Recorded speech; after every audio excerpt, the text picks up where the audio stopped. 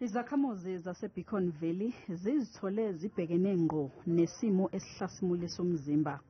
Isidumbu Sowesilisa Sinqunywe Ikhanda lafakwa esikhwameni sitholakale ekhoneni lomgwaqo uMetropolitan noGreyville ngomsombuluko. Lesi sigameko sishiya umphakathi ushaqekile.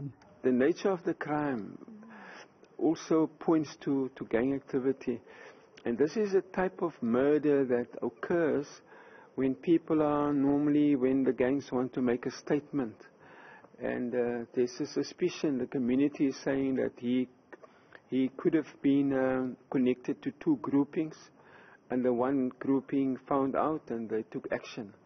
Amaphoyisa aphenya icala lokubulala kanti akekho saboshiwe. We have seen that criminals have become extremely brazen. They have become extremely emboldened. When we look at the week of 24 up until the end of September, it was the bloodiest week that we have had in our province.